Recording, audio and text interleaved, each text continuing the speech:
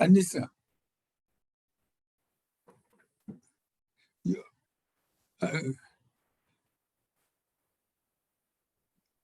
Right. Yes, good, right. Okay, give me a second. Let me get some water.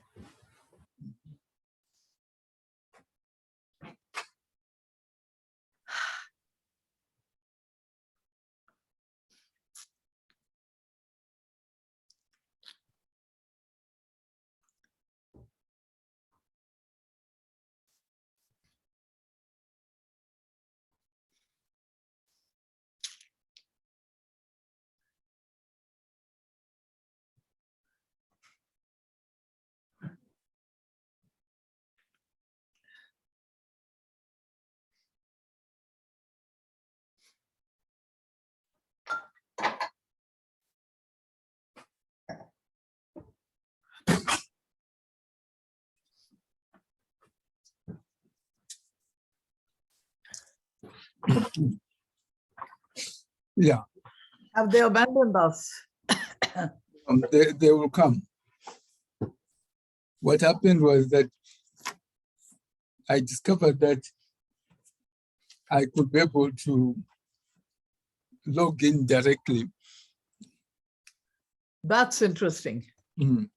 That's interesting. I think they said somebody set it up that I can log in directly. So I said, oh, that's fine then. This, you know, today's session is quite difficult to comprehend what she's going to do. It will be interesting. And then Chanel is coming now. Hi, Chanel. Chanel, Chanel, I can speak. It suddenly goes into a lisp. Okay. So I'm not risking talking in public. But we can do our meditation if you don't mind me talking like this. I was actually wanting to ask you if it's possible that we can shift it to. Are you coming to the one on Monday? To the seminar. Monday is good, but what time? Or even any time over the weekend that you're available. Weekend, because you see, Monday, I have an appointment. And I told them I can't talk, but they said, please be here. I'm going to be in Dingwall. I can do that very easily on, what time on Saturday is good for you? How is the time difference between us? 2 hours. It's 2 hours. Okay, no, I mean, you can tell me even when you are free. Okay. On Saturday. I can, Sinfree, we are talking at, okay. It's 4. I can easily do it at 7 o'clock in the evening for me. Let me tell you what it's for you. Which is 5 o'clock for me. Oh, okay, okay. No, I'm asking, is it like 2 hours and 2 hours ahead of you, or? I'm also not sure. I think you're 2 hours after me. After, so that would be 9. You are in Cape Town, aren't you? No, yeah, it will be the same, yeah. For me, it's 2 o'clock here. Oh no, that's not bad. We are 1 hour now because we had a clock change. Okay. You are 2:45 just now. Yes. Okay, we're 1 hour apart. Yeah. So 7 o'clock my time is 8 o'clock yours. 8 o'clock on Saturday. Yeah. Yeah, I think that will work. But in any case, we have it either on WhatsApp, but I think that works. Okay, yeah. And if it doesn't, send me a WhatsApp. Yes, I will. Because Saturday I can be quite flexible. Okay, no, that's fine. That's great. That is, but I thought Saturday, that's when your children come in and they have got fed up of the global forum. Anissa, yeah? I don't want to interfere with your visits with your children. Just kidding, they're not coming. Okay. I was going to see them and then I can't go because there's COVID in Edinburgh. Okay. But Sinfree, are you going to join us in meditation? Not this session. No, we don't want late beginners. No, I have I received. think you are at a different level with meditation. Chanel and I will do ours. Okay, you do yours, and then Chanel We will teach give you. you a test. If you pass it, you join. Okay, okay. There's an I'll entrance exam. ask Chanel how it went, and then I can see whether I can risk it or not. Mm. Mm. Oh, there's Vishna. Yeah, okay. Mhm. Chanel, I can then send you a WhatsApp. Yes. No, a Zoom. Yeah, oh, yeah, that works perfectly. Mm. Okay, I'm looking forward to it. Hi, Vishnu. Hi, Vishna, how are you? You are mute, Vishnu.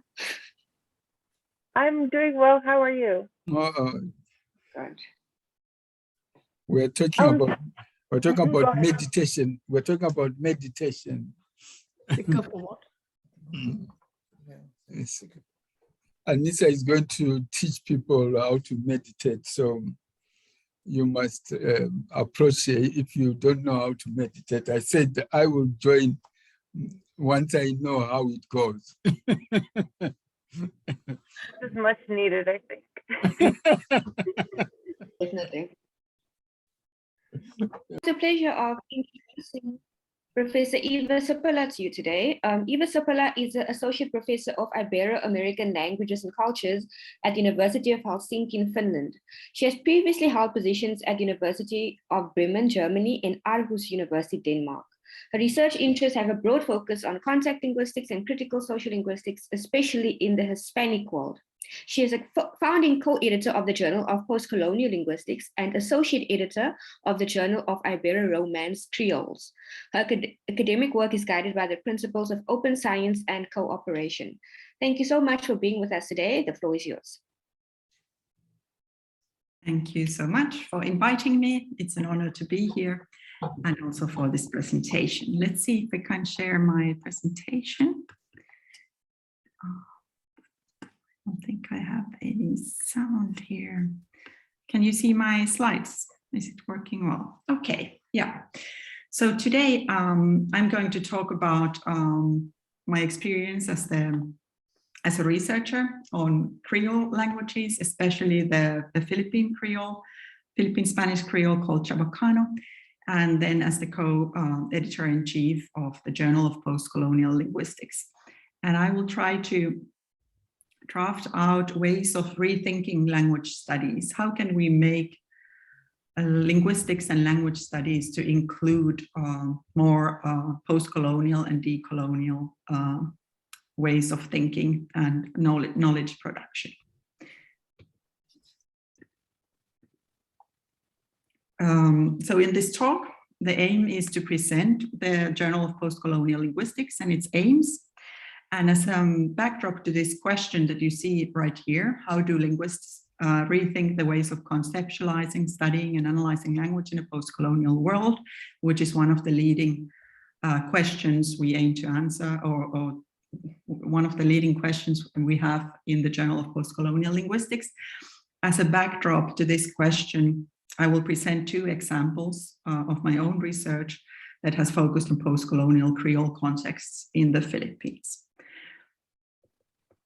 And as to the journal, I will discuss its double commitment of studying and sharing knowledge on language and linguistics practices in post-colonial contexts and in engaging critically with the ways we do linguistics. I will also discuss its relationship to the tradition and politics of academic publication and organizations and the related challenges. So as many of you probably already know, colonial linguistics and post-colonial linguistics is not a new thing. For example, I'm giving here some examples. There are several others as well, but in the 70s already we had a book by Calvé on linguistics and colonialism. Here you have the Spanish version as an example.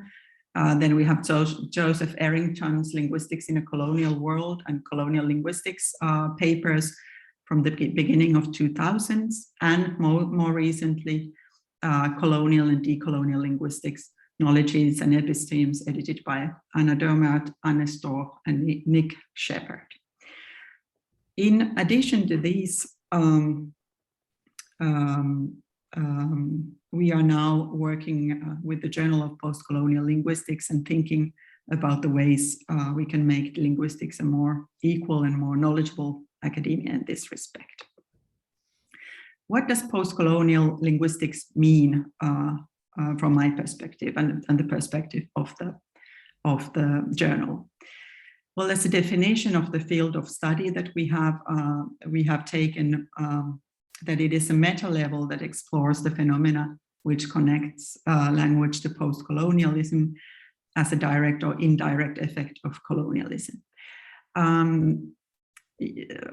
Maybe with regard to decolonial thinking, the critical aspect is not very present in this very definition, but here the focus is more on the effects of colonialism and the post-colonial period. It, of course, focuses on the historical relationships of power, domination, and practices of imperialism and colonialism in the modern period. And it also focuses on the critical examination of subject, agent, and language in the field of, or in the post-colonial world, and linguistics as a field of scientific inquiry. But post-colonial studies, of course, doesn't only deal with linguistics. Post-colonial studies has been very much an inspiration in the field of cultural studies and literary studies, where post-colonialism has had an important effect. And kind of building on that foundation, we started to look at what happens in the field of linguistics. We can come back to the connections to decolonial thinking and decoloniality and post-colonialism, and why we chose the title Postcolonial Linguistics for this journal later on in the discussion session. Creole studies, oh, I'm sorry, I don't know what happened, why this jumps so quickly. Let's hope that it stays now. Here you have a map from the Atlas of Pidgin and Creole language structures online, which places the homelands of the Creole-speaking communities that are included, or the Creole languages and their communities that are included in this atlas on a map. They are classified according to the lexifier language, according to the tradition in Creole studies, and you have the labels in the left-hand corner. And Creole studies, where my research mostly has focused on, connects very well with the decolonial and post-colonial agenda. Creoles are languages born or created in intense contact situations between groups without common means of communication, often in settings where social factors promote the emergence of a new code, or not even often, but let's say almost always. Structurally speaking, there is no globally agreed or generally agreed definition on the structural profile of a Creole, but Viveka Velupillai defines them as structurally extremely simplified natural languages spoken as a mother tongue or first language by an entire community. These languages are, as we can see in the map, their origins are connected very often to the European colonial expansion, and they are spoken on a belt across the globe, close to the equator. Their histories are often connected with condescension and stigmatization, and much of this continues still today. The speaker communities have connections to slavery and indentured labor and forced migration. They are also regarded as mixed languages associated with cultural and, I use quotes here, racial mixture, in Mulhauser's terms from the 80s. So this is why I think Creoles fit very well within the agenda of postcolonial and decolonial linguistics.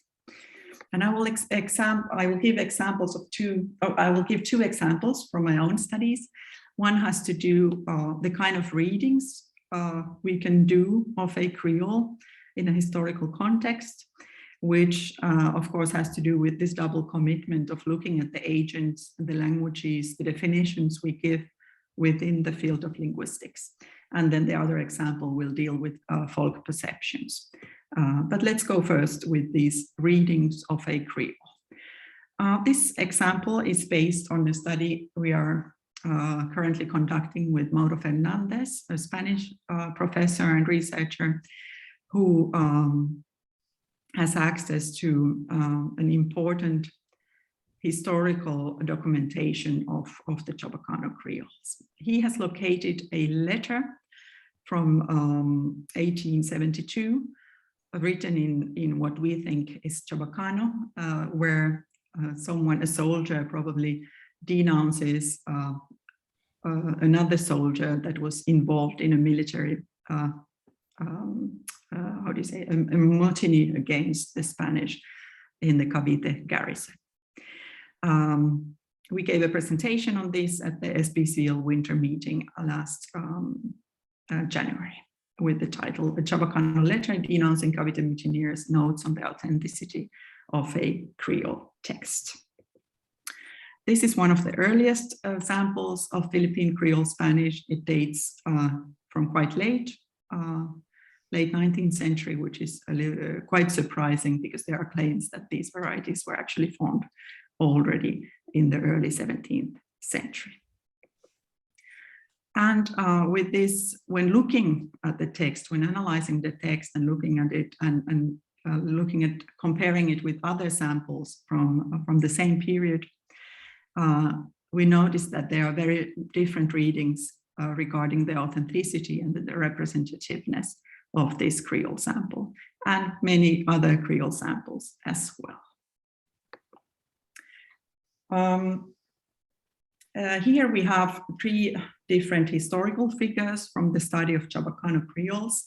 On the left, you have the Philippine national hero, José Rizal, who was a man of many talents from the 19th century. He was in correspondence with Hugo Schuchart, one of the earliest European Creolists who collected samples from around the world from the Creole-speaking communities. And he commented, Hugo Schuchart asked for Rizal's advice on the Philippine Creole Spanishes and the samples he had been sent to.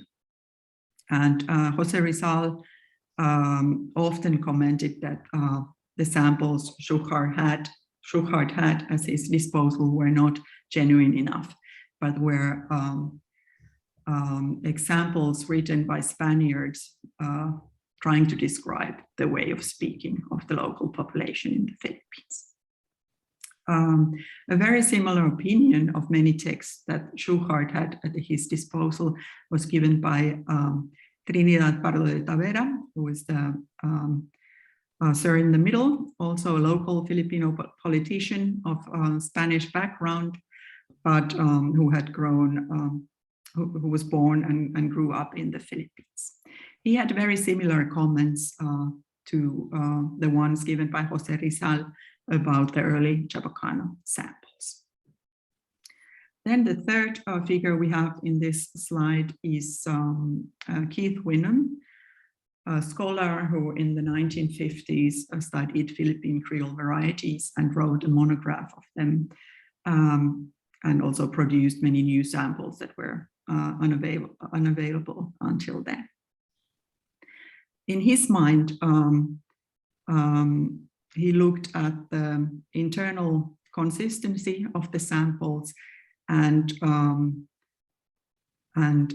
of created an authentic Creole that served his purposes of differentiating a variety from the lexifier language Spanish, and also describing it with regard to the internal consistency, as I already mentioned. I will not have time to go into much detail about these examples and how they talked about them. But as a conclusion of looking at these three different authors or three different figures who commented on the Chobacano samples from the 19th century, in their correspondence to Hugo Schuchart, and later in the 20th century when describing their and choosing samples from the written Chabacano productions in the Philippines, we came to the following conclusions. We noticed an interplay of factors that resulted in different interpretations regarding authenticity of the Creole texts. Grammatical consistency was very important for Keith Wynnum. The speech, the naturality and variation, on the other hand, was more important for these two Filipino thinkers, José Rizal and Trinidad Pardo de Tavera. So if we ask, what is the authentic Chabacano? Can, for example, the text we located in this letter about the Cavite mutineers, can it be considered as authentic? There are different opinions. The letter itself had several Spanish plurals, for example. It also used formulaic expressions in Spanish, as it was a letter directed to the military, which would have been disregarded by Keith Wynnum, for example, in his studies. On the other hand, letter writing was probably not the activity most Chabacano speakers would be involved in their daily conversations, for example, or their daily language use, let's put it that way. So this is, of course, there are different ways of interpreting if this letter was Chabacano or not. In addition to that, I would like to mention that demarcating languages, setting the limits between different codes, deciding what is actually a Creole, what is not a Creole, what is something else, we would like to mention the following points. The speakers of these context variety in the 19th century Philippines, in the late 19th century Philippines, were not targeting something that we today know as Chabacano, the Philippine Creole Spanish. They were targeting Spanish, especially when writing letters in the written code. The local speakers of Chabacano were aware of the Filipino traits in their language, as we can also see in the comments by José Rizal and Trinidad Pardo de Tavera, but that this was a distinct language. The code spoken by them was a distinct language, was actually brought to the speakers by linguists later on. And I don't, for us today, this letter represents the Creole variety spoken in the Philippines, but we should also keep in mind that for the speakers themselves, that necessarily didn't exist at that point. So this was my first example.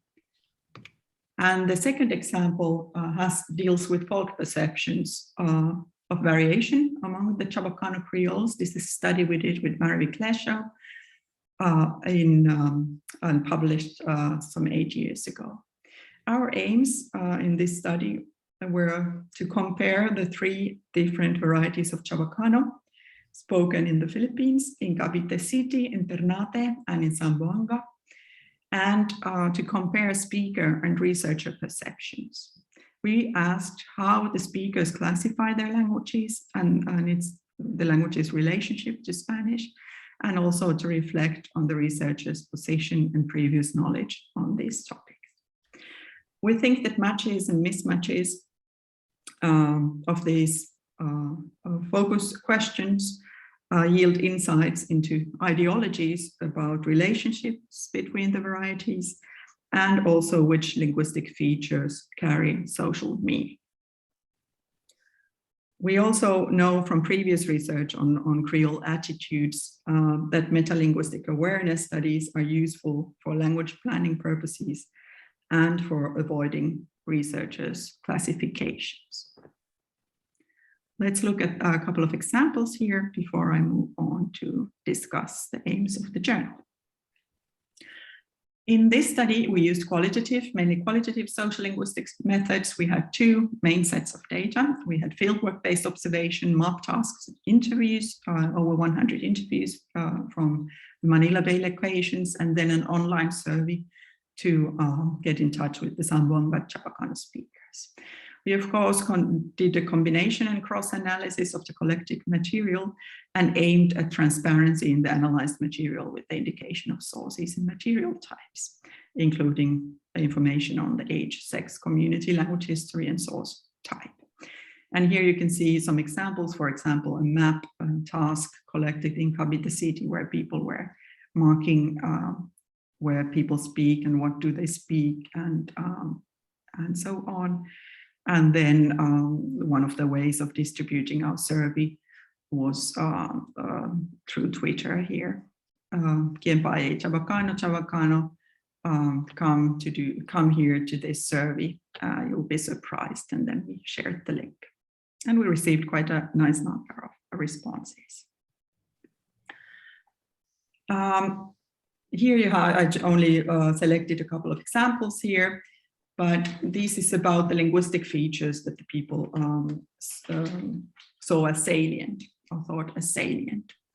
Example one is from Cavite, a 56-year-old male in an interview setting. And he says, what I like he makes a start in English, but then switches to Chavacano. Más quiero Zamboanga porque hace bonito nomás la intonation, como español, which as translated goes like, what I like more Zamboanga because their intonation is just beautiful, like Spanish. So here we see that he mentions intonation as a feature, and then he also makes a positive connection to Spanish here. Other linguistic features that were mentioned were roots, lexicon, some prepositions, and also some pronouns, and especially lisp and softness regarding the pronunciation. The people also talk about some kind of deep Chabacano Hondo, excuse me, which is Chabacano, which is close or similar to Spanish. And this is also the speech of the neighborhoods where Chabacano is prominent is described as Hondo. And some examples given are, for example, the metathesis found in these neighborhoods, which are also the rural sections in Zamboanga and in Ternate. There is another example marking especially this lisp.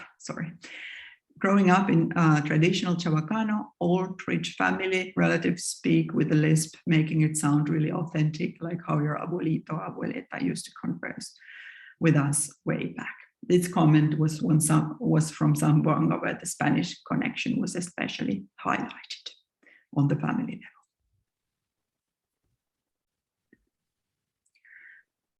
There were also many other features, and we also saw what people said about the Philippine languages, which are the main straight languages of these communities, etc. But for reasons of time, I will just jump directly to the conclusions. So what we found out with our study is that there are several matches and mismatches about linguistic variation regarding what the speakers see as salient and what we as researchers have focused on so far. There are some comments about yeísmo and yeísmo, which have been regarded an important trait defining the age of formation of these Creole varieties in the academic studies done until this study. Also, the trills were commented on. There is a lot of variation between the communities as to their realization. But the aspiration of S in coda was not commented on at all by the speakers. The aspiration is also a feature that is prominently present in the studies done by researchers. What the speakers also mentioned is the endangerment situation due to Philippine influence. This has to do with mid-vowel raising and coda, RL variation in Cavite, and the lisp Ceceo sound in Zamboanga, which very largely support observations by linguists. We know that there is that the communities are bilingual. There is heavy local language influence from the Philippine languages, especially Tagalog and Filipino, which is the national language, due to national language policies and socioeconomic power situation. And people seem to agree on this. And what was very interesting is that English, which is also a language present in the communities, was not commented on at all by the speakers. It is one of the languages that could be seen as threatening the situation of the minority languages in the Philippines, but it didn't seem salient to the speakers, and we think that the prestige of English in global and socioeconomic terms protects it from these effects. We also know that phonological variation is highly salient to the speakers, but it is a relatively underexplored area of research in general. This has also been pointed out by previous research on folk perceptions. And here are some of the specific features mentioned, like the lisp, the softness, the differences in intonation. And we pointed out that more production studies are indeed needed. So here we see what has been the focus of researchers, what has been of interest to researchers with regard to Chabacano doesn't always seem that important for the speakers or the features that they seem as salient. Okay, let me now move on to the second part of my talk, which deals with the Journal of Postcolonial Linguistics. It connects to the International Association of Colonial and Postcolonial Linguistics, which was an association founded at the Second Bremen Conference on Language and Literature in Colonial and Postcolonial Contexts in 2014. Very long names. And the aim of this association is to bring together linguists and language workers who see their professional activities located in and exposed to colonial and post-colonial contexts, and who are interested in evaluating, deconstructing, and discussing the historical base of their linguistic research. I worked at the University of Bremen for 3 years as the professor of postcolonial language studies, and was very much involved in these activities then, and of course continue to do so even though I have moved to Helsinki. The areas of interest of this association are colonial and neocolonial discourses in linguistic contexts, of course, post-colonial discourse studies, language contact, as we have seen with the Creole examples, language policy, history of descriptive linguistics, language endangerment and revitalization, language ideologies, and language and identity. And I'm quite confident in saying that the association is open to the areas of interest, if only the members see them as relevant in the colonial and post-colonial linguistics research area. The Journal of Postcolonial Linguistics was in the making from 2016, but our first number came out in 2019. This journal, which I'm co-editing with Carsten Levisen from Roskilde University, features interdisciplinary research on language in post-colonial contexts and on linguistics from a post-colonial perspective. Yes. We are online. The address can be found at the bottom of this page. It is easipol.net/job.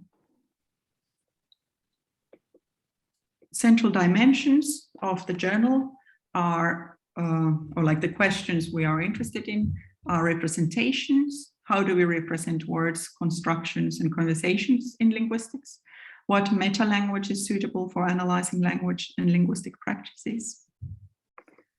We are also interested in voices. Who gets to speak? How are colonial and post-colonial dynamics of power structured and enacted in public discourses, especially of education, politics, and in society in general?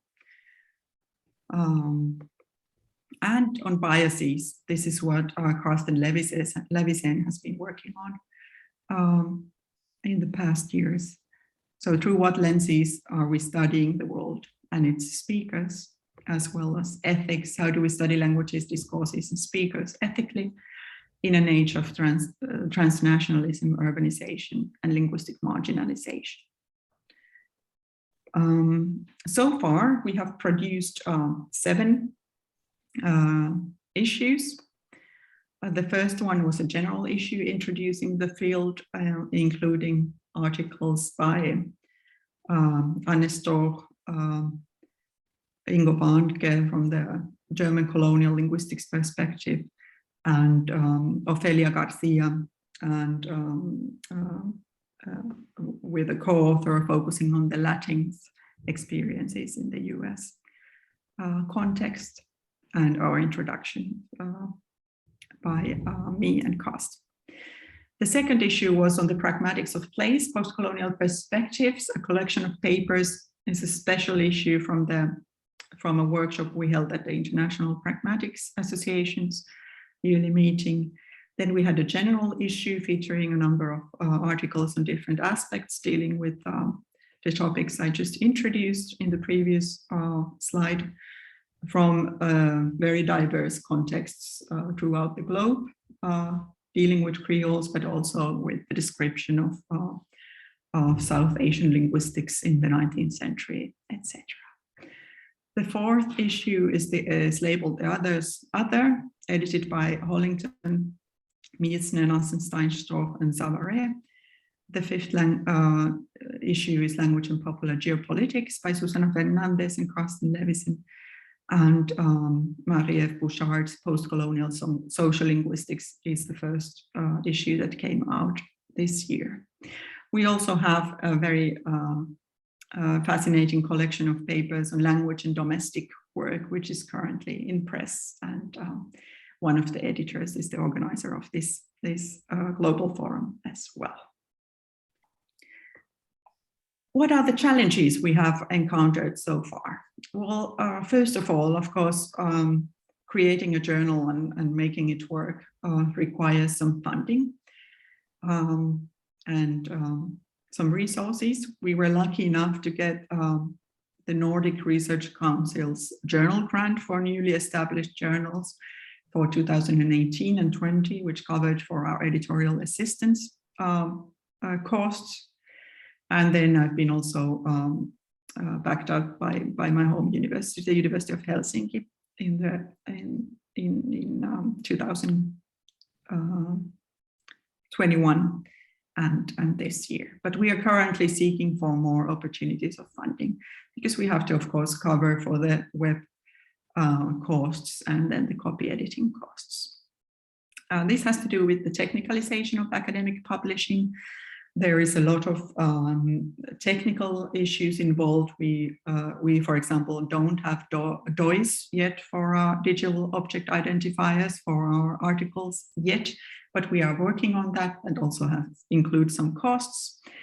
And then none of the people in the production team are native English speakers. And although the policy of the journal is to accept publications in other languages as well, so far, the only language involved has been English, as I also mentioned here.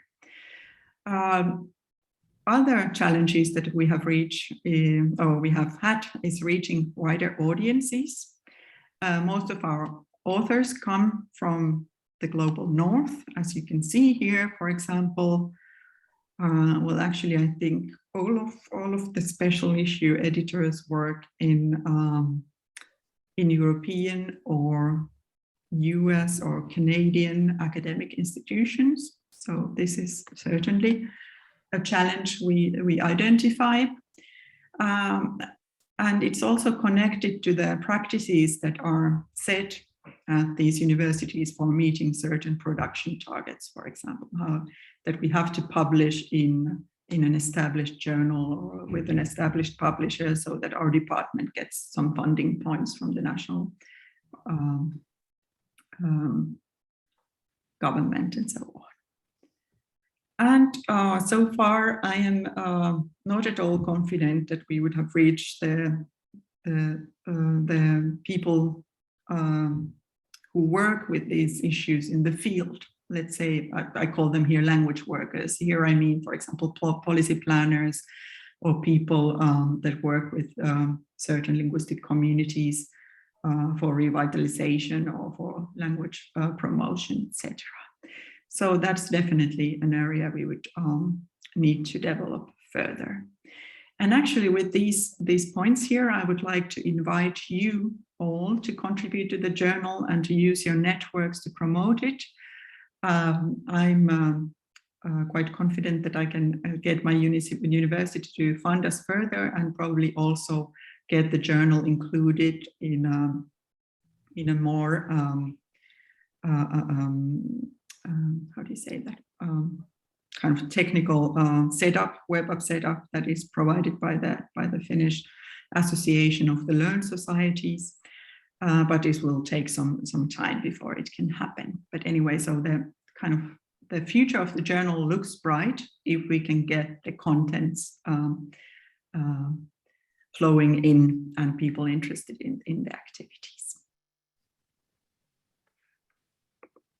And this is actually where I would like to stop my presentation and open the floor for questions and discussion. And as I already mentioned, please check out the journal on the website and get in touch with us so that we can continue working on these topics.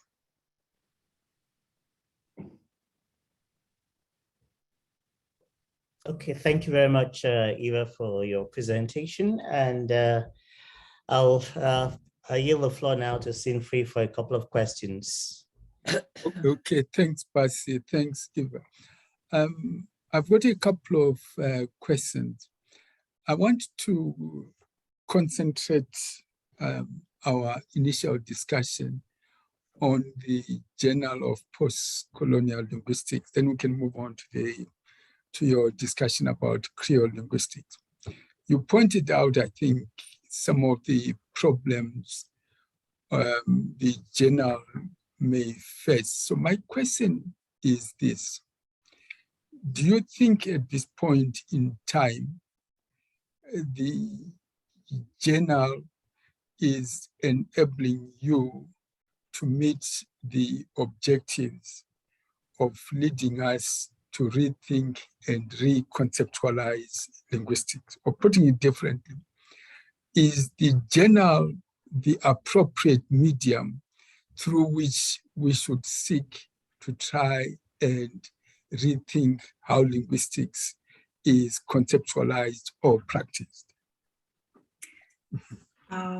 My short answer is it is not the only way of doing it. I think what we need is a combination of approaches. The journal will meet some, like I said, some targets set by powers that are, for example, connected with the institutions we work in and who fund us, who fund our research. And it's a very complex matter.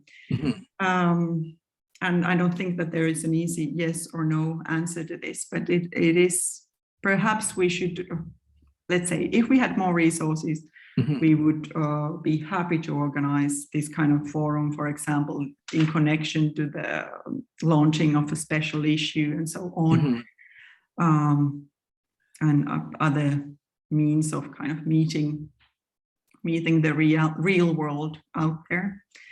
I think it's one of the ways forward, but not the only one by any means. Okay.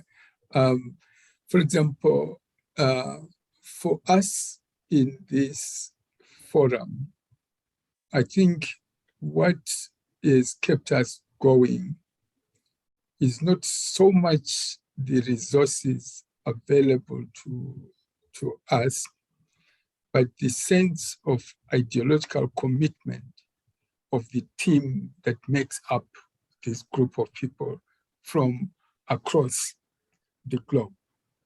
So my colleagues can speak for themselves. That, I think, is what has been very helpful to us.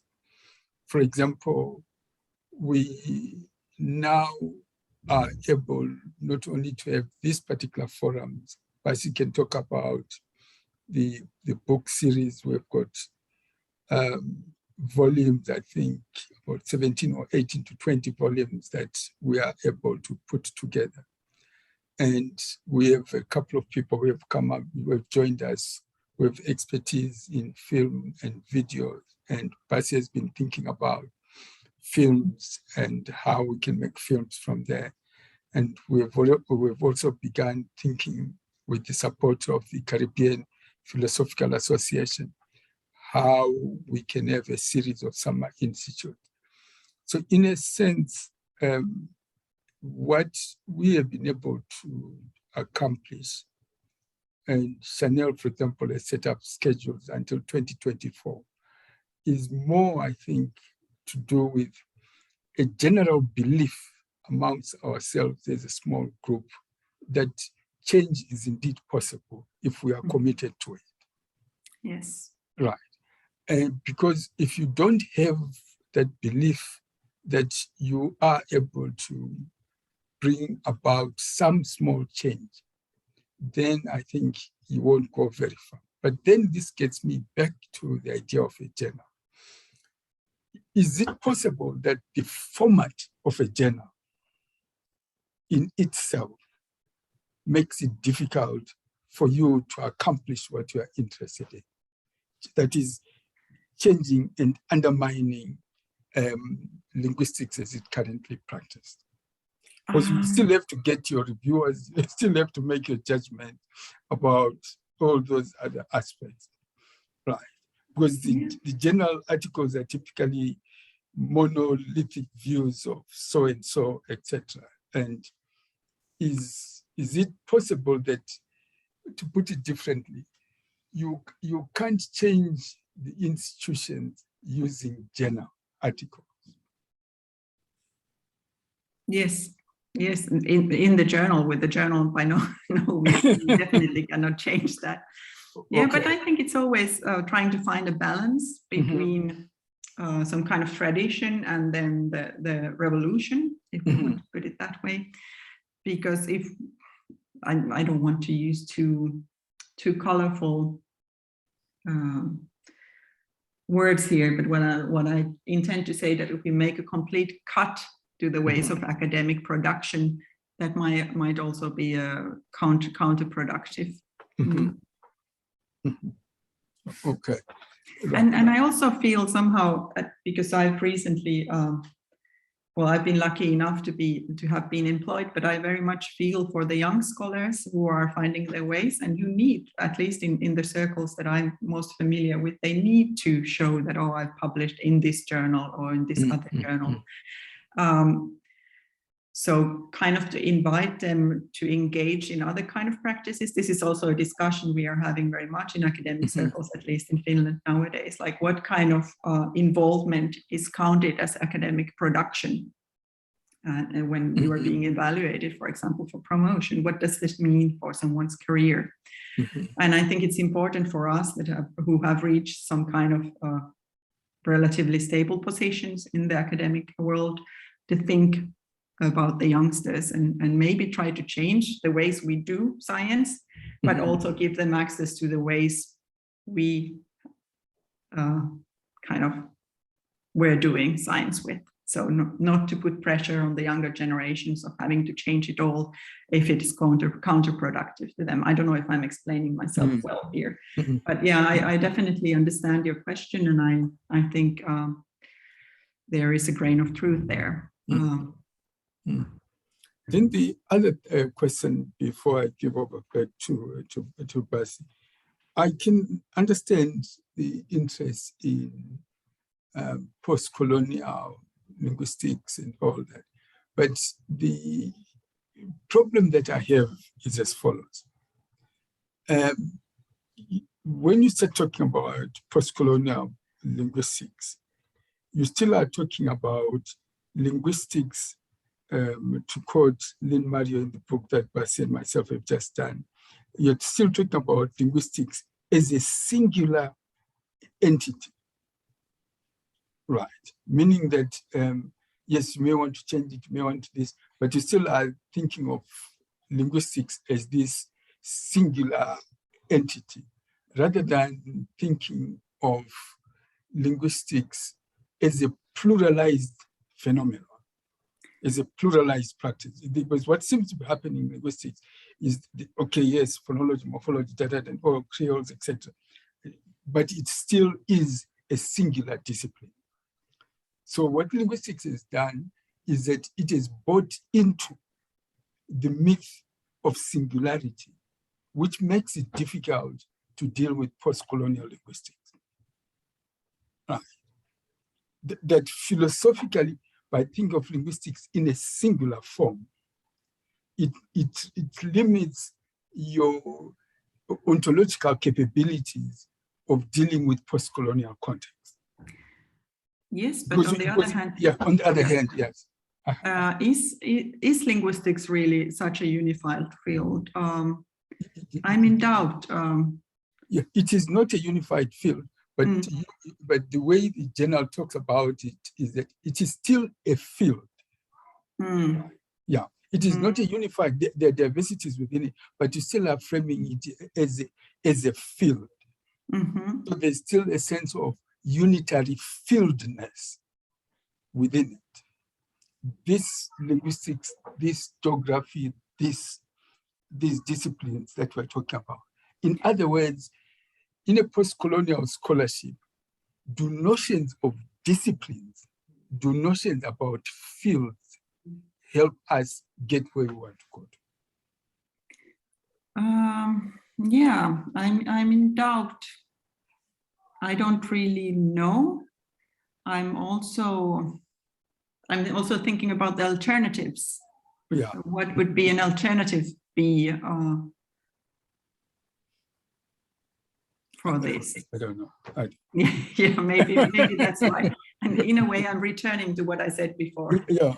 If the break is too drastic, then we lose something by making it. So, okay. I see what you mean. in a way, maybe I'm playing a double game here, saying, okay, let's do linguistics. Let's do it in a post-colonial way or decolonial way or whatever we want to call it. But it might be also, as we wrote with Carsten in the introductory article, it is about the North-South relations. We want to have a constructive approach in the journal. We want to invite people to reflect and not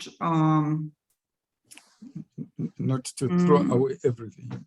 Not even everything, but not to put the blame, saying like you are not being post-colonial or decolonial enough, but we try to be open because we think that way we can also actually come to the very core of linguistics, which in the popular imagination, and bring some seeds of change into those researchers as well. Because we are all here probably interested in these issues. That's why we gather on a global forum on this. But what about some others who might not see the relevance of these issues? Yeah, I don't really, again, I don't have an answer, but just some thoughts and reflections. Yes, I must say, just thank you for agreeing to publish the special issue on language and domestic work. I have relatives who are domestic workers, but I had never thought of studying them until my colleague, Anna Kaiba, said, but what about these other groups of people? Anyway, Mercy, let me hand over to you. Okay, thanks a lot, Eeva and Sinfree. Sorry, there's a lot of noise here, so maybe I just hand over to Sally, who has a question. Sally.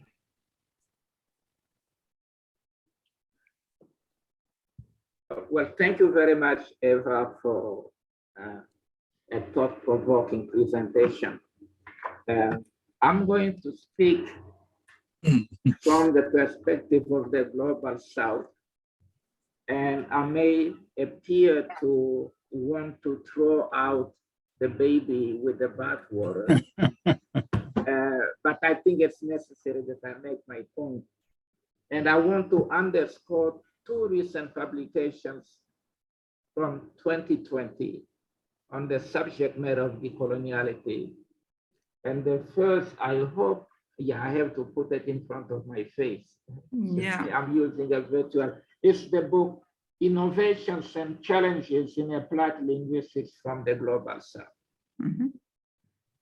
authored by Alistair Pennycook and Sinfree McConney.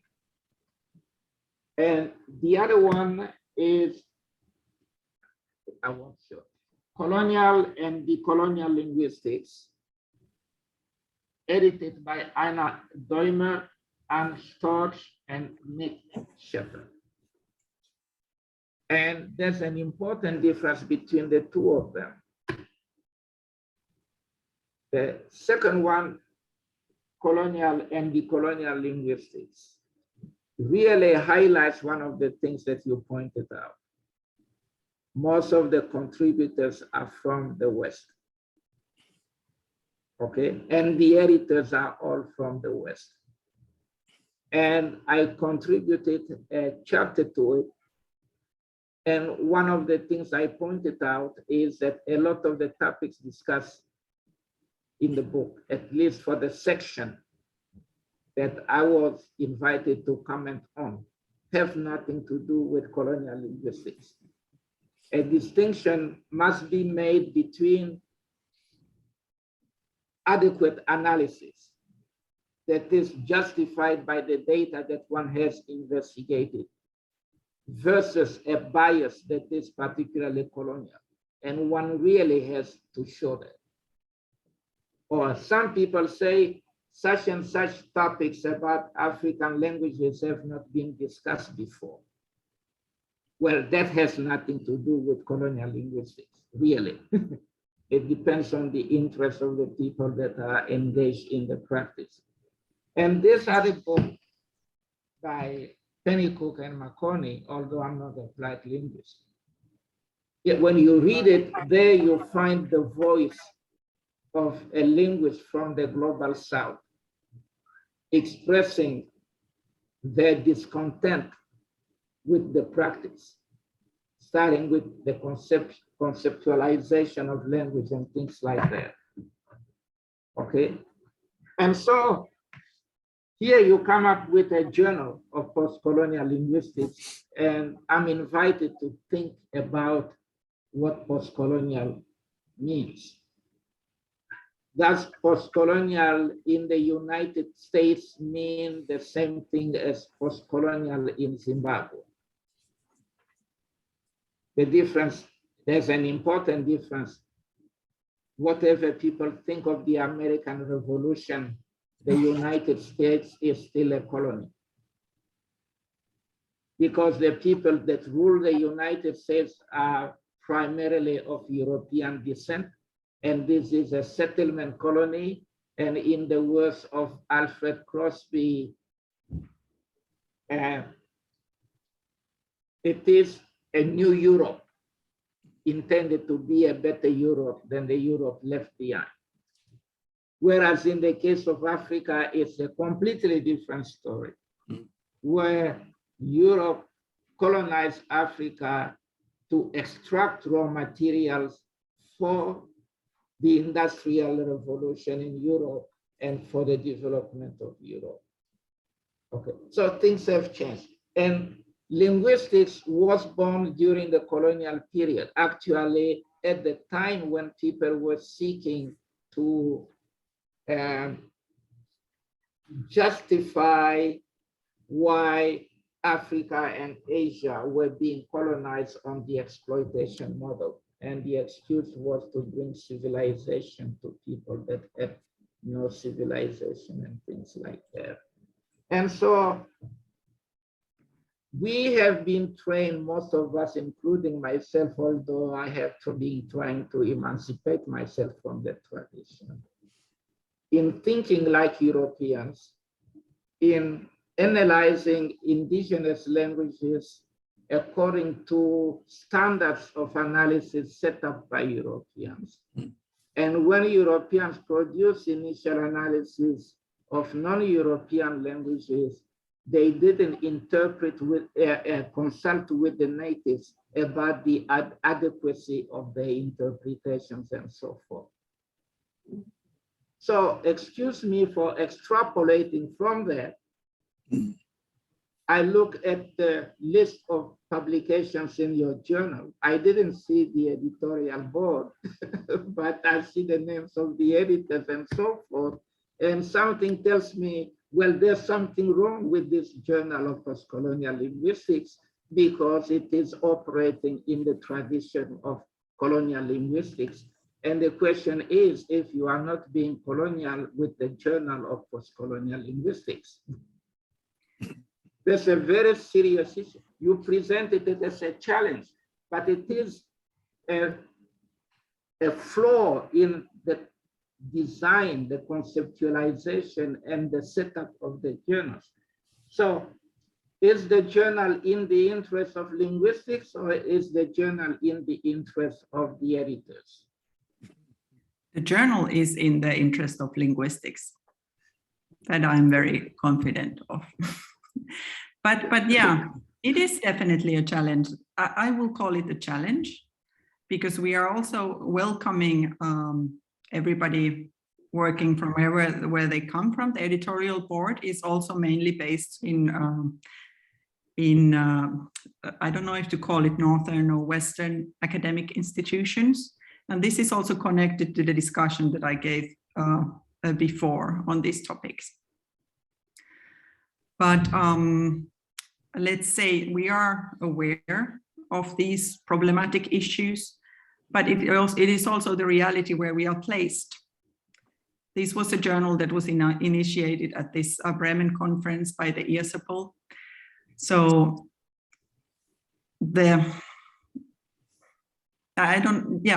in a way, can you separate personal from the public life, the academic representations that we are giving of ourselves as professionals? Probably not. But I think I don't think it is a colonial journal. It might adhere to some colonial traditions as much of the things that we do in our academic production today. In addition, I had a thought here, but now I lost it. I have to come back to it just a moment. Well, now I don't remember it, but I can come back to it later on. So I don't know, am I answering your question? Yes, not to my satisfaction, but you have answered the question. I think that the point here is, so the journal is coming to me as a kind of response to a situation that is unsatisfactory, but without the involvement of the people that are really protesting against the tradition. Yeah. And so it's like, we are Westerners, we know what is going on. Let us tell you what you should be doing, and maybe it will make you happy. And there are a lot of us that are already engaged, that have been engaged in the decolonial enterprise. And I don't know what the excuse is for not contacting these people. Oh, that's why. That's exactly what I wanted to say. Now I remember the point I wanted to make. In a way, I'm kind of happy that that journal is not called the Journal of Decolonial Linguistics, because it definitely is not decolonial. That I'm very aware of. But let's hope that it someday could be. So that's why the invitation for everybody here to join it. And as to the editorial board or your question, why were some people not contacted? It's because of the personal connections that the people involved in the making of the journal had. And that's, of course, a limitation that we have, but we are also human in that. Okay, thanks a lot. We have some important names in the Eeva Sippola, for example. If you want to have a look, you can go to the website and look at them. Good. Okay, thanks a lot, Eeva. Just before I call on Julia, the two comments in the chat. The first one is from Vishna, who gets back to the question of how to expand the reach of the journal and wonders if it might be useful to have a co-editor who was from the Global South and based in the Global South as a way of expanding the networks of people publishing in the journal. And still on the subject of expansion, Robin wonders whether the journal is prepared to take a view of linguistics that goes beyond the study of human language. Perhaps you could take those two before we go to Julia. Thanks. Yeah, as to Robin's comment here, for example, we have an interesting paper on the human dairy cow interactions in the Postcolonial Social Linguistics, special issue edited by Marie Bouchard. So yes, there is something in that line of research. And then the second one, yeah, certainly. Please get in touch with us if you are interested in working together on this journal. It is a work on voluntary basis.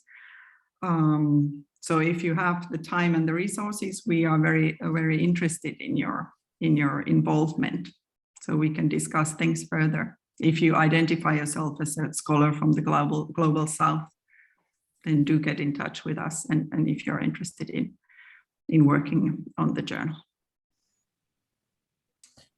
Okay, thanks. Julia?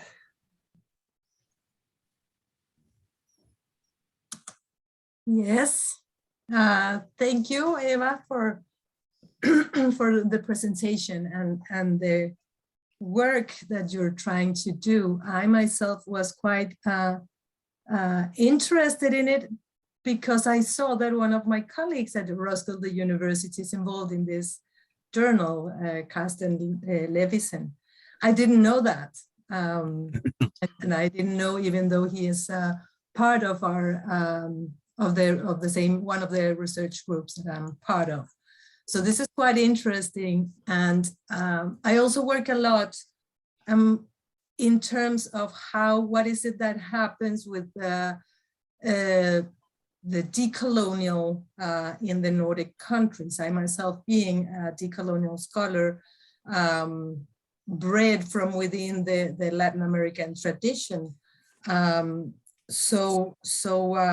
One of the things that I think happens, and this is a critique that echoes what Sally Mokomu was saying before, but now kind of from the Nordic countries in itself, is that the term decolonial has been adopted by a great number of scholars, white Scandinavian scholars, that in that same movement make disappear all the work that those of us who have been working on decolonization and decoloniality in the Nordic countries have done and have contributed to. This is not I know this is not a personal experience because I share with other colleagues.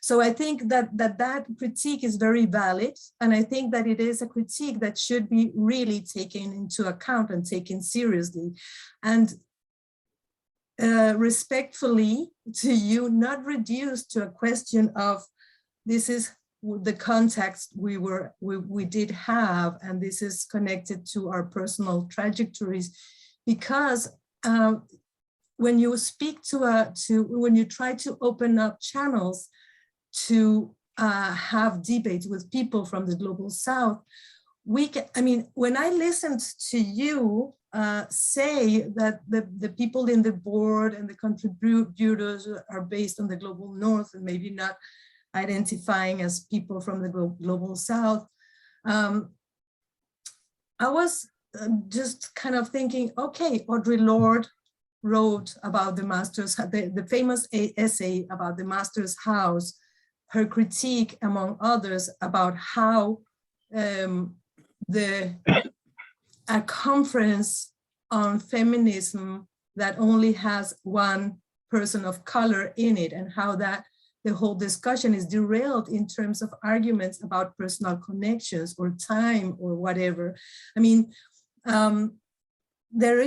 it is very, very important, because I think it's very important that decolonial and the postcolonial is used here in these countries and is taken seriously also by white scholars. I'm often placed as a scholar that wants to polarize here in Scandinavia.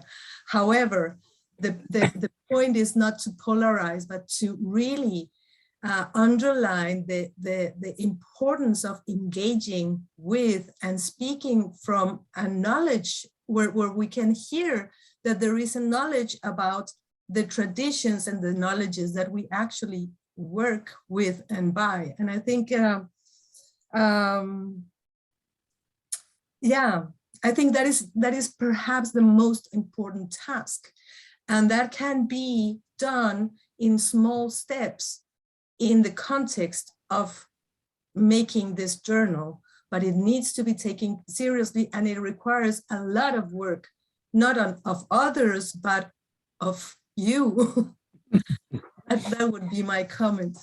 Thank you. Yeah, thank you for that. And as I said, I don't want to reduce these to personal connections or something like. I'm explaining what has happened, and also the technicalization of academic publishing. So yeah, point well taken. I completely agree with that critique, but I also said I don't think that the journal is decolonial yet. Perhaps it will be at some point, but unfortunately at this point it is not. That's why also the title Postcolonial Linguistics. And yeah, I don't know. I think there is also this discussion of political and personal and the connections to academic circles. I don't know if what is happening in the Nordic scholars research on decoloniality is so much connected to what is happening now with the journal. Carsten and I, we are of course Nordic scholars, but other than that, the involvement is relatively small.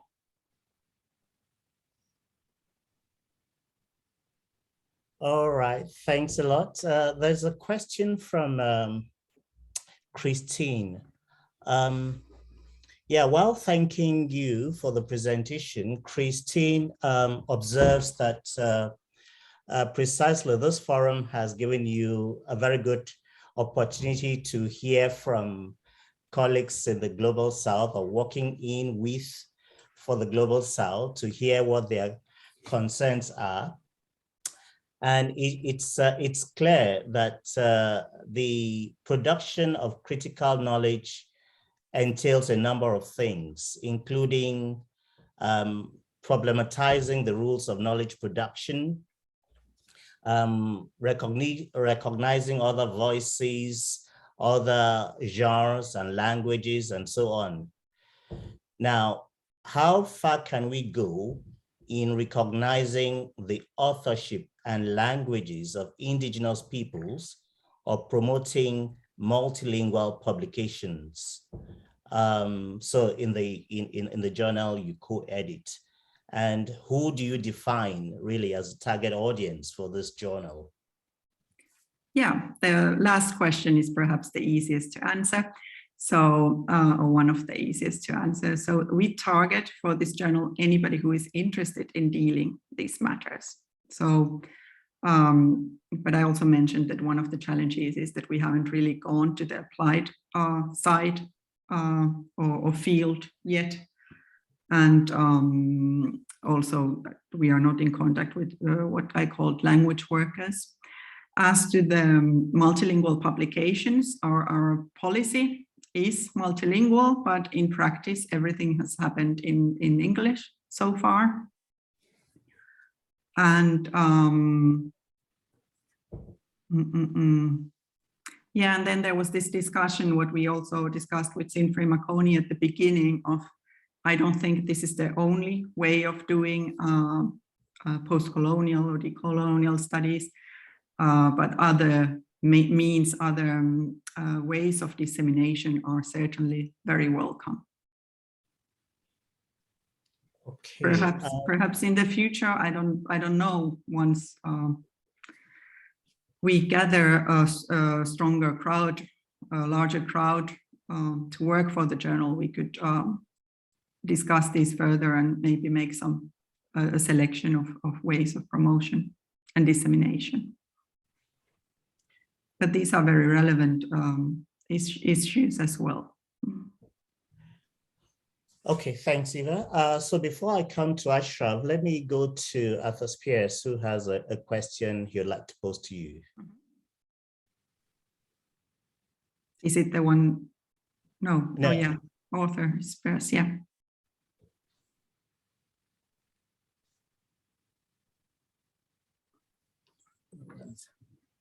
Arthur, are you there? We are waiting for We you. are waiting for you, Arthur.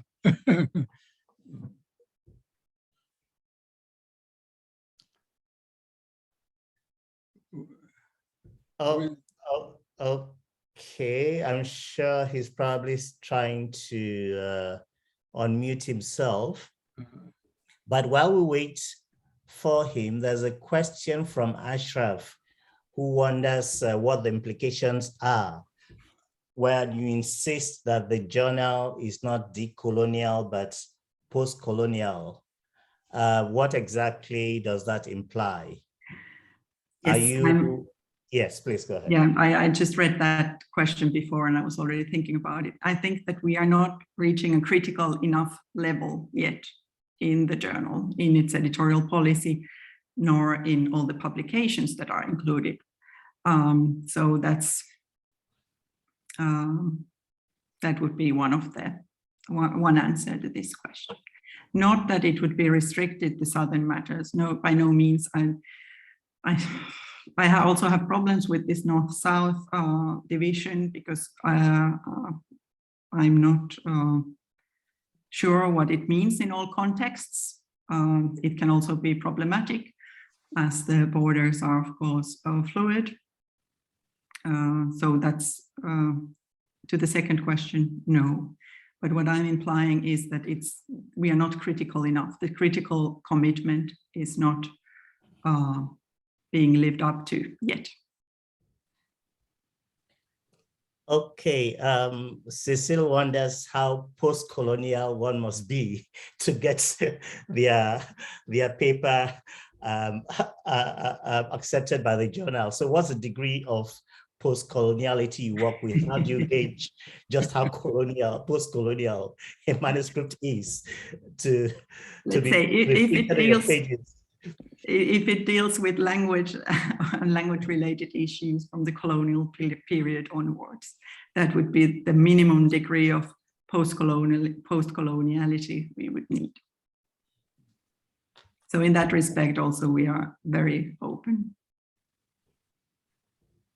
Okay, I can hear a Kwesipra based in Cape Town picking issues with the periodization in your answer. So when the entire history, for instance, of India or parts of Africa is reduced and made to pivot around Europe, the colonial experience, pre-colonial, colonial, and post-colonial, that in itself is a very sort of colonial periodization of history in environments of the global South. Yes, probably very much so. But then a discussion of that, for example, if somebody wants to deal with, I don't know what is the correct term, Southern traditions, let's use this, something that happened before the colonial period.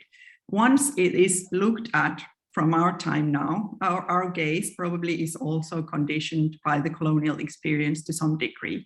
And if some aspect of that is brought into the discussion, then it kind of fulfills my degree of post-coloniality, the minimum degree of post-coloniality I just mentioned. Okay.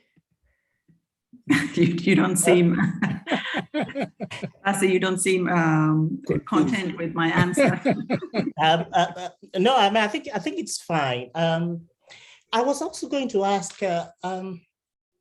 the conferences of the association. How might one link that to the journal? We had the distinction of hosting the first ever conference of the association in Cape Town last year. And some wondered why it was the case that an association like this had not had any of its previous conferences in the epicenter, in the ground zero, of the colonial experience. I had no answers to that, but I think my question here would be, has thought been given to, one, diversifying the locations where the conferences are held and trying to then link presentations arising from the conferences as ways of feeding the journal? I think this question should go more to the president of the association. Mr. Co-President. Yes. I understood my role as facilitating the establishment of the conferences. So, for example, the one in Cape Town, but I did not envision my role as feeding articles into the journal. But I have no hesitation whatsoever.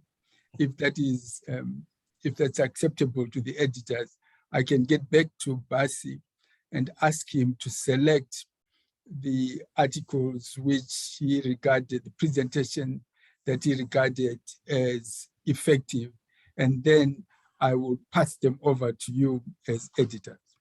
I'm willing to say that in public, and as long as you are also willing to say you will accept the material that I send you. I will accept it for review, yes. Okay, that's all right, that's fine. So Basi will send me the material, I will forward it over to you. That's fine. Okay, point solved. Yes. All right. So there's a question from, Errol. Errol, do you want to talk or do you want to? Errol.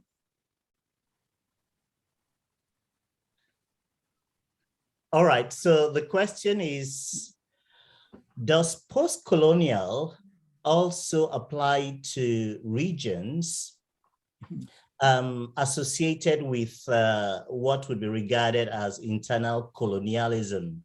So where internal colonialism has taken place, or different types of domestic colonialism are recognized. So to exemplify, the former might capture some African-American claims, and for the domestic colonialism, we might think of some Native American claims, using American to include North, South, and Latin American.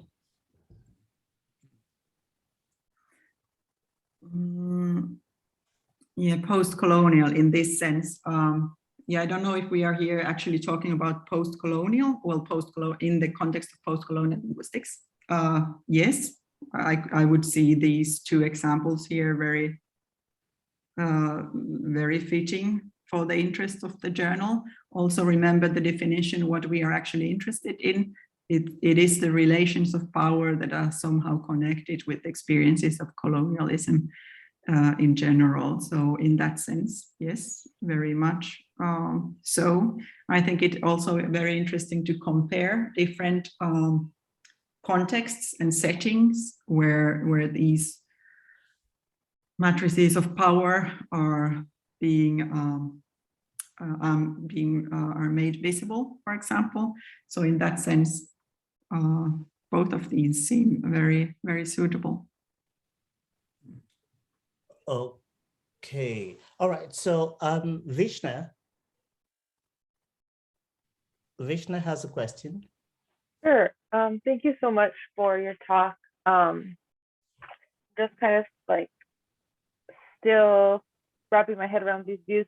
But I think one kind of thing that's been recurring to me as I'm listening to these conversations are just overall the need to embrace kind of the views of folks in this forum and their perspectives on decoloniality, their perspectives on what needs to happen in order to push this journal towards a decolonial perspective, which it seems to be a goal that you're pushing for, right?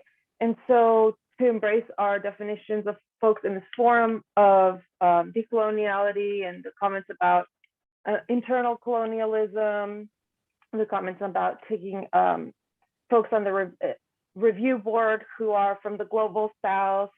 And I understand really well this tension of, okay, so my journal co-editors might have, I don't know, there might be some pushback because my journal co-editors might, I could understand if you're thinking that maybe my journal co-editors or there are folks on the review board who might push back on these perspectives. But I feel if you are looking towards forming a decolonial journal, this is pushback that you will consistently have between folks who have decolonial perspectives and come from the global south, and then your internal review board and folks who might try to put constrictions on you from the editing world, right? And we're facing that as well here with the publications and volumes that we are producing. And so it's just something like less so of a question, but just something to think about. Like this tension is real and I want to acknowledge it, but I think it's a tension that you'll have to face head on and really think about like whose interest you want to advocate for in your journal. So just like amusing. Yeah. I think I very much liked how you described the situation. I think you kind of had interesting insights or kind of understood some of the issues that kind of we are dealing with. Also, I think it is a good opportunity now to really invite you, for example, Visnya, to gather a group that would contribute to the journal in the form of a special issue. And this way we can also argue for our audiences and our editorial board of the ways we want to, or we should take or like push forward. So in a way, I'm happy to be here, although of course, with these kind of topics, we have to be ready to accept critical perspectives and comments. And I'm very grateful for those, although it's also a little bit uncomfortable, but still I see it as an opportunity for us to do something together so that you could also join the efforts we are doing with this journal. So like when I'm saying that we are open for different definitions, for different contexts, for different views, that is really one of the principles in our journal. And of course, we also recognize that we are somehow biased in our ways of thinking. Yeah, so again, please contribute, contact us. Let's put together a special issue with more decolonial perspectives and then change the journal from within. Yeah, I think I want to stress one thing. We engage in these conversations. I mean, you're right that it may make you feel a bit uncomfortable, but we engage in these conversations with the aim of creating a very collegial environment. It's only that, unfortunately, you're on the hot seat, but we don't do this with any sense of antagonism or what. So we'll say this, Sally will say this, we say this to engage in an open conversation, hoping that we are able to make some progress as we go along. So don't think that this is designed at you with any sense of antagonism. No, not at all. No. And no, I don't take it that way. Of course not. I understand that. Oh yeah, it's good to have Errol Henderson is a political scientist. It's nice to have you around us, Errol. Thanks for coming. So much, Century. You make a wonderful welcoming. Yeah. Thanks, my brother. Not linguist either. Thank you. Yeah, thanks. Yeah, because that's another good thing to have. I mean, people from other different disciplines. We also deal with issues about postcoloniality, decoloniality, chipping in and commenting, so that the conversation is not restricted to people who are working in, let's say, in linguistics or in political science only, but across different disciplines. Mm-hmm. Right. Mm-hmm. Good. Basi, what happened to other peers? Let's see. Arthur? I don't see him anymore. No, I don't think he's there. Okay, yeah, it's gone. It's gone. Mm-hmm. He's not. All right. I don't see any other questions or comments. I think Sally Coco has Sally. Okay. Sorry, Sally. I thought that was an old hand. Okay. Thank you very much, Eva. And I want to second Marconi. The comments, questions are intended to be constructive. And there's a pet peeve of mine is Creole. And I want to just ask a couple of questions. I don't know much about the Philippines. And the beginning question is whether speakers of Chabacano and the like refer to their Spanish as Creole. Do they know the term Creole? Or is Creole a stipulation of the linguists, again, from a colonial perspective? It is a linguist's creation. It is not used in the local names. Okay, and do they say they speak Chibacano or do they say they speak Spanish? Chabacano. Now. Okay, now. Yes. And yes. before? Now. And before, how did they refer to Let's say in the 19th century, Spanish. I would be more inclined towards Spanish, but it's all, yes, of course, conditioned by the ways we get access to those testimonies. And I ask these questions because I think we should be aware of the fact that the Philippines was not colonized by the Spaniards in the same way that Mexico or New Spain was colonized by the Spaniards. In the Americas, the Spaniards developed settlement colonies, so the New Europes, whereas in the Philippines, they developed trade colonies. And so they built forts and so forth, but mostly as stations from which they could conduct their commercial expeditions. So I have often wondered, because the conditions under which the so-called Creoles of Asia develop are not the same as the conditions under which the Creoles of the Caribbean develop, okay, or Creoles of the Indian Ocean. The thing is also, as we know, there are generally just one or two Creoles, Spanish Creoles in the Americas, which is quite striking compared to English colonies and French colonies.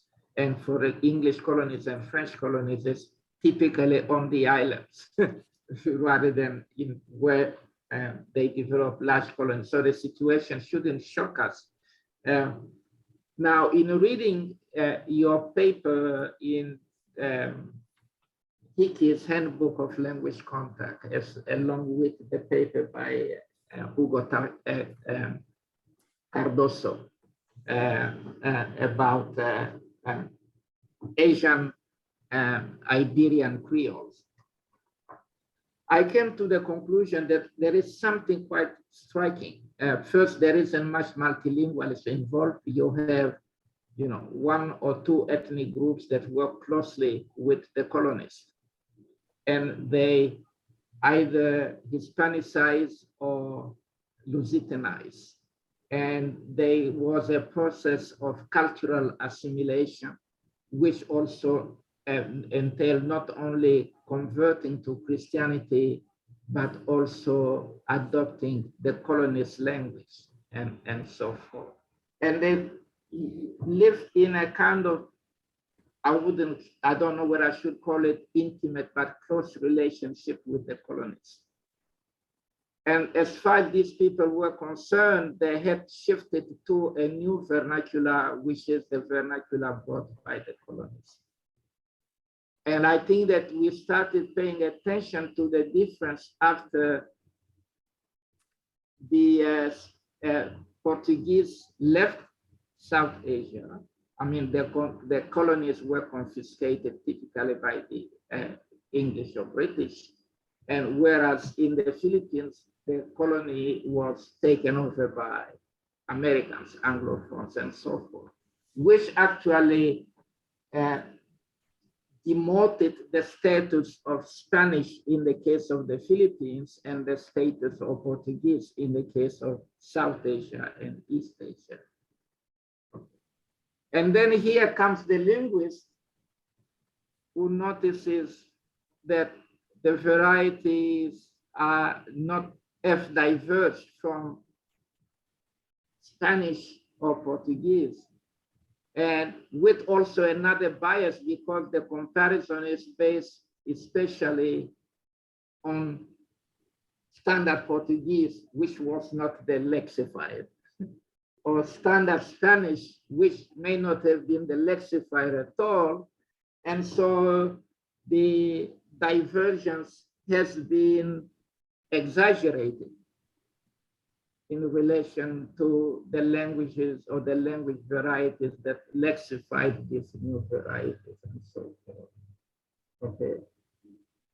And now, in a post-colonial linguistics spirit, the varieties are still identified as Creole rather than indigenized Spanish or indigenized Portuguese.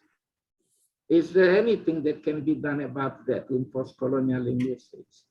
You mean the Chabacano varieties? Because of course, Yeah, like yes. what we have identified as we also have Philippine Spanish and so on. But yeah.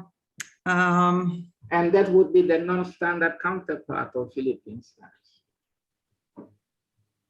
Non-standard counterpart of Philippine Spanish, you mean the vernacular varieties that we would call Chabacano in the general opinion? Yeah, but I mean, yeah. If there is a Filipino Spanish, Spanish that would be closer to, call it scholastic Spanish or it is of different formation. Let's just put it right. that we know very well when that was formed and what the features are and so on. Yes, so it is something different from these traditional communities. In the communities that we study here, now I'm not referring to the letter that I presented in my talk. There is some kind of collective identity, group identity that is distinct from the surrounding population. So in that sense, from a Creolist perspective, we can use this term. I would still define them as Creoles. But I think there was a variety, there was a number of different varieties spoken across, different repertoires spoken and used across the Philippines throughout the colonial period. And some of them crystallized into what we nowadays call Creoles, and others didn't and disappeared in history or were replaced by other ways of communication. There is some interesting research being done on this on Zamboanga by a local scholar at the moment. If you're interested, I can send you the references. I think the paper will be out in the Journal of Pidgin and Creole Linguistics this year. To look into these connections and also the community's perspective on it. But from a post-colonial perspective, I'm not sure if I can answer the question about drawing the limits between the varieties, like defining a variety. I don't know, then we would always have to look at the situation, contextualize it very, very carefully, look at what kind of communicative situation we are actually talking about, etc., and for which targets and which audiences. So I don't think there is a simple answer that I could say, this is when the Creole crystallized, or this way of speaking Spanish is what we nowadays call Creole. that would require a very detailed examination of each case. Yeah, but I think there is a simple philosophical answer to it. That first of all, in my knowledge of the history of languages, there is no modern language that is not an outcome of some sort of contact with other languages and so forth. And this is a point that Hugo Schucker underscored in the 19th century, that the so-called Creoles and Pidgins are really inviting us to reopen the books about language change and language diversification in general. And that point has been dismissed, which makes Creolistics very colonial, because Creolistics has stuck to it. And the question is whether we should continue proceeding by the principle of first baptism. That is, I discovered this strange variety of a European language spoken in this particular former colony, and I call it a Creole or a Pidgin, and I dare you to challenge me. And when Mufwene comes and says, I challenge you, and they say you are overreacting. Whereas, you know, I'll give you a good example in the United States. Yeah, no, but I agree. And I think that's actually what I tried to show with my first example, that this, especially this idea of this is a language, it has been brought to the speakers by us linguists at some point in some of these communities. We know that it has been documented. So in principle, yeah, I agree with you, but there is also the reality of Creole studies that is, because many people there, it's in the audience are not Creolists. And the example I want to give is Amish English in the United States and African-American English in the United States. And people have claimed African-American English must have emerged from a former Creole, because the enslaved Africans were under conditions where, etc., etc. And you take the Amish population, these people also shifted from the European language to another language, and they speak it with features that diverge from mainstream American English, whatever it is.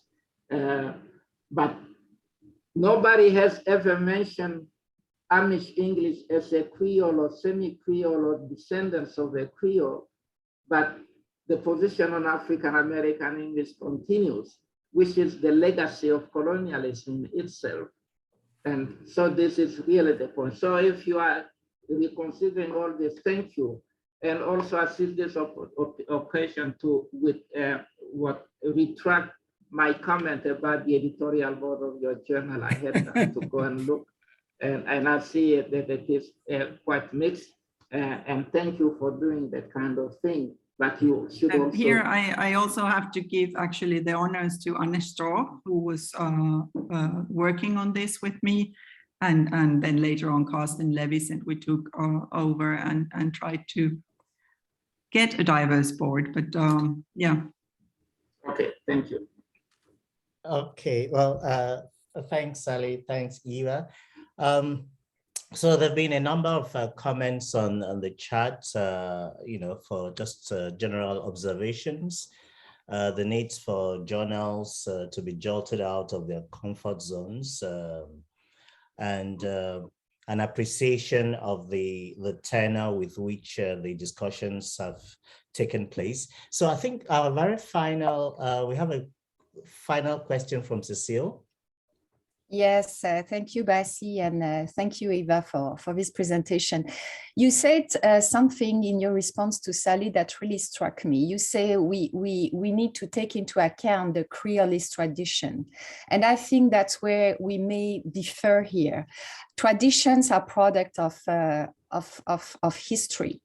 And we shouldn't bow like, you know, paid allegiance to traditions. Traditions are here to be, you know, exploded. And saying that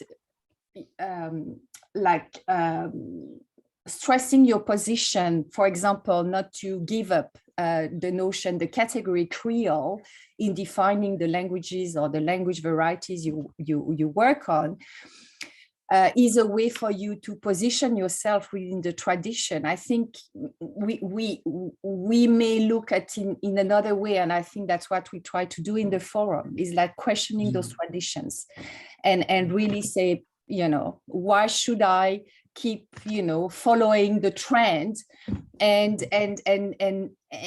you know, deconstruct, and that's what Makoni does in his work, deconstruct things. And well, it implies some risks. It implies some professional risks in going against the grain. But I think, you know, it's about time that we all stand and you know, and defy traditions, intellectual traditions. Yeah, you know, I think it's very important. Yeah, I also think it's very important. And when I talked about Creole studies, saying that it's there, I'm not sure if, well, I said there is a tradition. I didn't say that we should bow to that tradition, but it exists. It is a reality. We cannot negate its existence. And in order to engage with that group of people that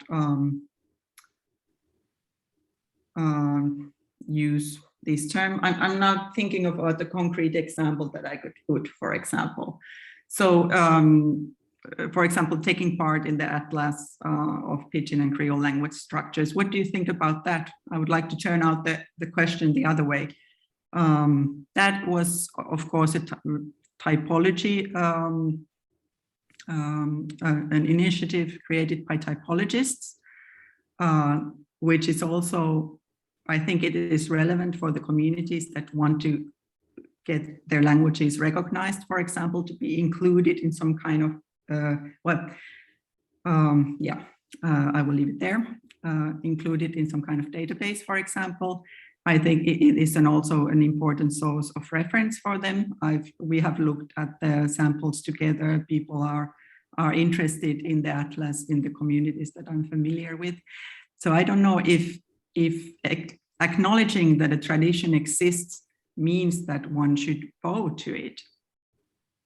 But one can build bridges with these different ways of thinking and trying to change the field from within.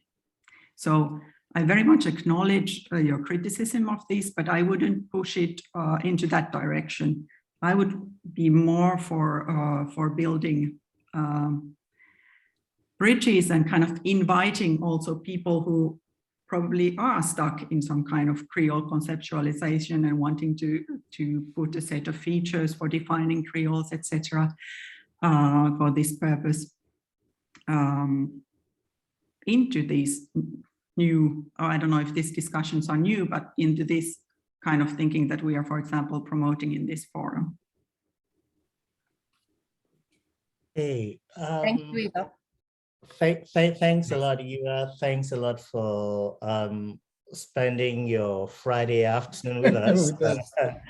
Thanks for sharing with us your work, both your scholarship in Creole as well as your work on the journal. We thank you for the invitation that you've thrown out there. So the gauntlet has been dropped. So I think the responsibility for us now is to pick it up and walk the talk. Yeah. So thanks a lot. So Vishna, would you like to tell us who our next speaker would